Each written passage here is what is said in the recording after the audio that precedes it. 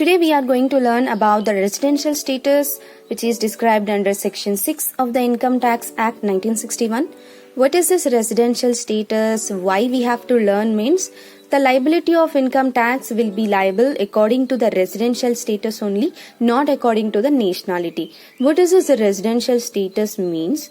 The physical status, that means how many days the person is physically staying in India, it will be counted according to the conditions. The person will be determined whether he is a resident or non-resident. According to that, the person will be liable to pay tax to the Indian government. It will be decided according to the residential status only. So what is this residential status? How it is divided? See the chart I have described in the chart form. As we all know, the person, according to the definition described under Income Tax Act, the person is described in Section 2, subsection 1. It describes the person includes individuals, HUF, company, LLP, partnership firm, AOPs, everything is included under the name person. So a person who is earning income in India have to pay tax to the Indian government. So see, the residential status has been divided. Section 6 subsection 1 describes about the individual and the conditions how we have to compute the residential status is described under Section 6 subsection 1. For HUF it is described under Section 6 subsection 2. For company it is described under Section 6 subsection 3, and for partnership, LLP, AOP it is described under 6 subsection 4. And we have another section, Section 6 subsection 6. This talks about the additional conditions. What is this additional conditions? I am going to discuss today. So in this video we are going to focus on the residential status of individual, how it is determined, what is the conditions are there, how many types of residential status are there. We are going to learn from this video. So the residential status of individual is described under Section 6 subsection 1. The residential status is divided into two different categories, mainly resident and non-resident. If the person is declared as a resident, then the person is again divided into two different categories, ROR, RNOR. What is the meaning of ROR? The full form of ROR is resident and ordinary resident.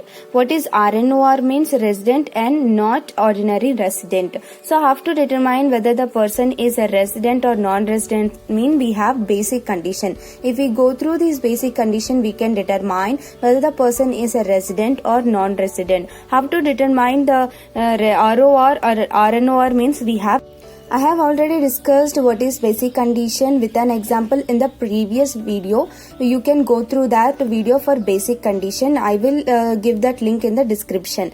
And today we are going to learn what is the additional condition, what are the additional condition with an example. I will give you a rough revision for basic condition, which is described under Section 6 subsection 1. So according to these condition, a person will be determined whether the person is a resident or non-resident. What is the basic condition? See the first one.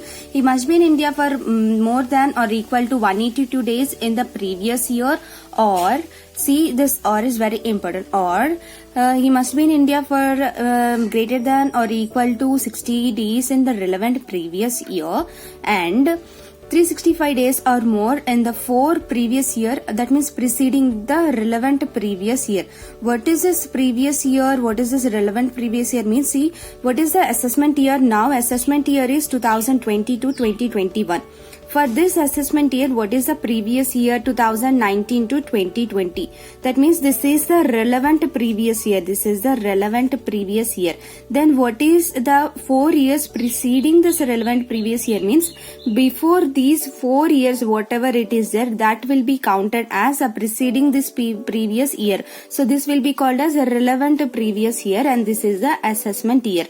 So I have discussed these conditions. That means if any one condition or both the conditions are satisfied by any individual, that person will be called as a resident. If no one condition is satisfied, then the person will be called as a non-resident. Now coming to the additional conditions. See, the additional condition is described under Section 6 subsection 6. And if the person is declared as a resident only, we have to go through this additional conditions. Why? Because we have to determine whether the person is a ROR or RNOR. So coming to the conditions, what is the first condition? He must be a resident for 2 years in 10 previous years, preceding the previous years. In 10 years, he must be resident for any 2 years, not continuously. In the 10 years, he may be a resident for any 2 years. Resident means we have to go through the basic conditions. And here, see, and is there, and he must be in India for more than or equal to 730 days in India in 7 preceding the relevant previous years. That means in the 7 preceding the previous year. What is the previous year? 2019-20. Preceding this 7 years, on the total 7 years, the total he must be in India for 730 days or more. See here in this condition and is given. That means both the conditions should be satisfied. If both the conditions are satisfied, then the person will be called as a resident and ordinary resident. If any one condition is satisfied or no condition is satisfied, then the person will be called as RNOR. So see, once again I will tell that both the conditions should be satisfied. Why? Because they have given and. If both the conditions are satisfied, then the person will be called as ROR. If any one condition is satisfied or not at all, no one condition is satisfied, then the person will be called as RNOR. Let's understand this topic with the help of an example. See the question. Mr. Patil, an Indian citizen, left to Paris for the first time to see his grandmother on 1st May 2019 and didn't return to India during the previous year 2019-2020. So they are asking us to determine the residential status. How to do this type of problem means first we have to see what is the previous year. What is the previous year? 2019-20. Then so what is the relevant previous year? 2019 to 2020. That means we have to compute or we have to calculate how many days physically he was in India for this year. See the question. He left to Paris on 1st May 2019 and didn't return to India during the previous year 2019-20. That means he was in India from which date? From 1st of April to 30th of April. That means how many days total? How many days he was in India? Only 30 days. In this case, what is the first basic condition? This is the first basic condition. He must be in India for 182 days or more in the relevant previous year. This condition is not satisfied. Or what is the next condition? Next basic condition.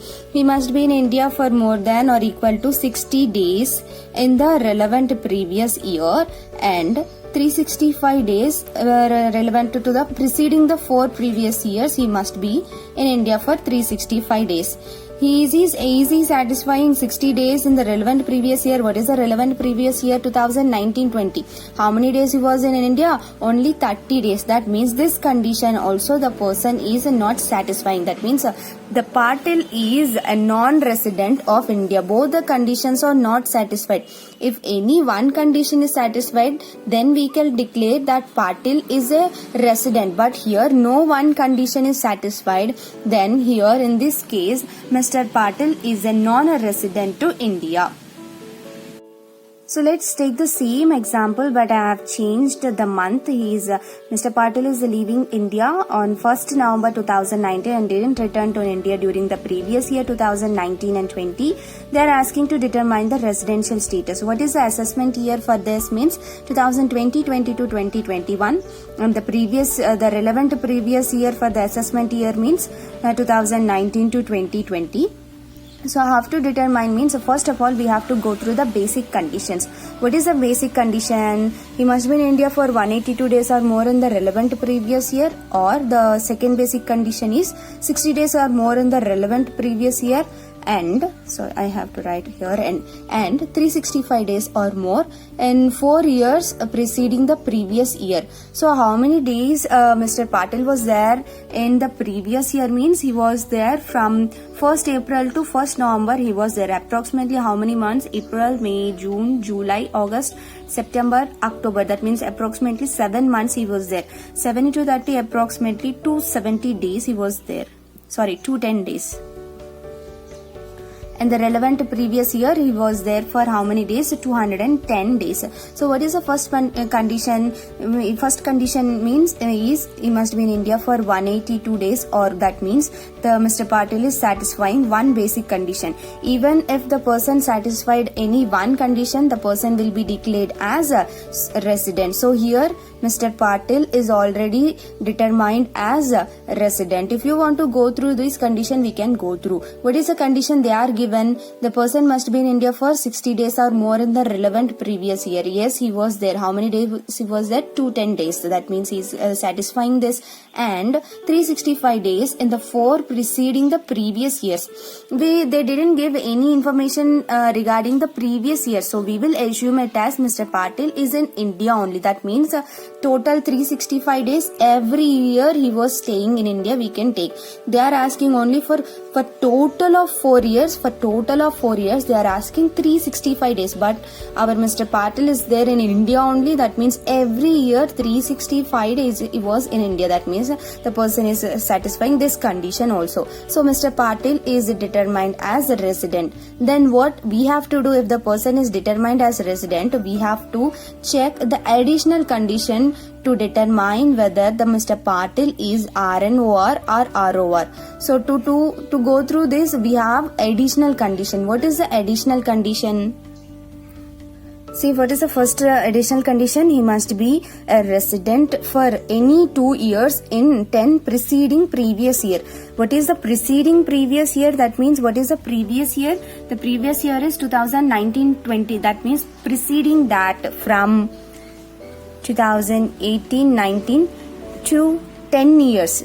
To 10 years, in that 10 years, Mr. Patil should be a resident. Resident means he have to qualify any one the condition. But here if you see, there is no information is given regarding Mr. Patil before 2019-20. So we will assume it as the person is staying in India only. That means every day 365 days in a year he was staying in India. That means Mr. Patil will surely qualify this both the condition. The preceding the previous year 182 days, yes, he will qualify. That this one also he will qualify. Why? Because we don't have any information regarding the previous years, whether he was in India or in abroad or in America. They don't give anything. So we will assume it as the person is staying in India only. That means these two conditions he will satisfy for all the 10 years. He will satisfy for all the 10 years, but we need only for the 2 years. So this condition is satisfied. Then see the next one. He must be in India for 730 days or more in the 7 preceding the previous year. That means from 2018-19 to 7 years. So the 7 years, whatever it is there, he must be in India for how many days? More than 730 days. How we have to take means this is the first year, and 2017-18 this is the second year, second preceding previous year. 2016 to 17 this is third. 2015 to 16 this is fourth preceding previous year, and 2014 to 15 this is fifth preceding previous year. And I will write here.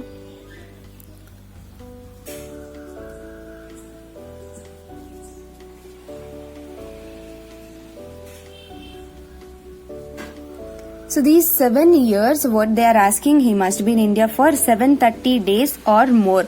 Every year, we will assume it as every year he was in India only. Why? Because we don't have any other information. That means in the first year he was there for 365 days.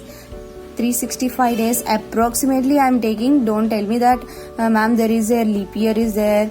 Ma'am, there is a mistake in years. Don't if there is anything is there, please excuse me.